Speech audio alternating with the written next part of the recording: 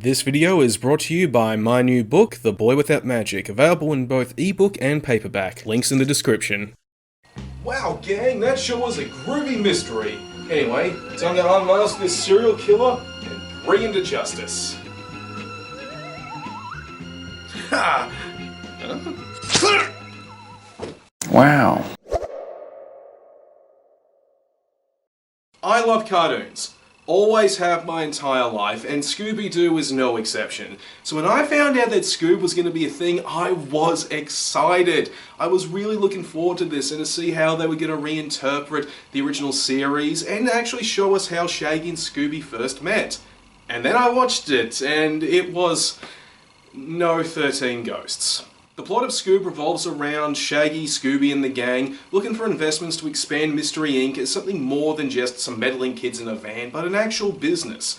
And after meeting Simon Cowell, Shaggy and Scooby are attacked by robots, and from there it goes on this globe-trotting adventure as they try to stop Dick Dastardly from getting his hands on these 3 giant dog skulls to open a portal to the underworld alongside the superhero Blue Falcon. And if you ever watched Hanna-Barbera cartoons as a kid, those names should ring a few bells, because that's actually a great strength of this movie. It reintroduces so many obscure Hanna-Barbera cartoons, from Blue Falcon to Dick, even Captain Caveman.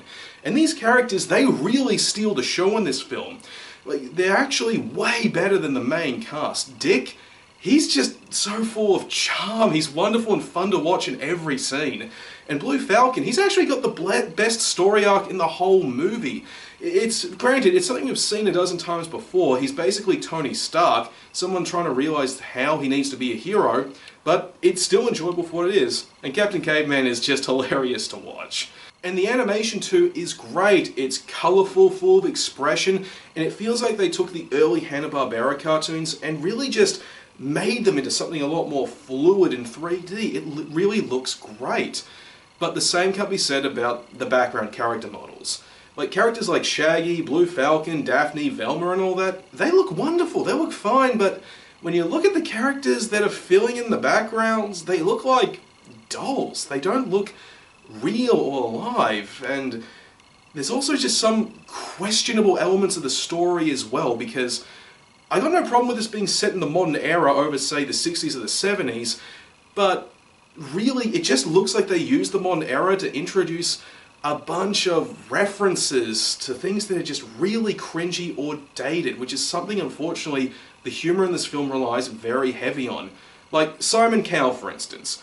I can remember watching episodes of Scooby-Doo that had the Harlem Globetrotters make appearances. Yeah, it was campy, it was silly, but it was still entertaining and the characters were likeable. But I don't understand why Simon Cowell was there. He doesn't have much of a presence, he's just there for a cameo, and it doesn't make sense since he's not at the height of his popularity anymore. If this movie was made 10 years ago, him being in it would make a lot more sense. There's also the issue of there being no Matthew Lillard.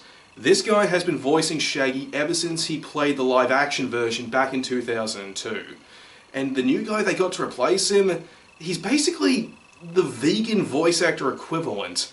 He does sound like Shaggy, but he's just off with how raspy his delivery is.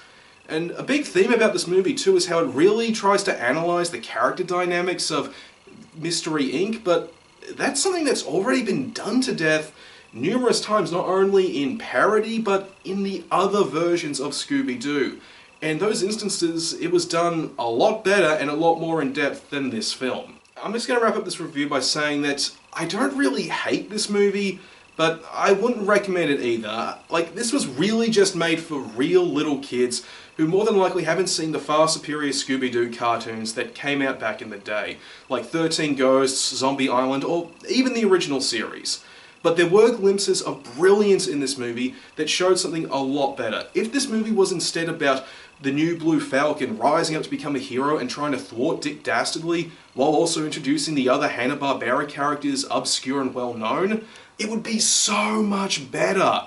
But what we get is just something that really doesn't live up to the legacy that came before it. If you're curious, yeah, sure, check it out, but I'd just say you're wasting your time unless you're a kid.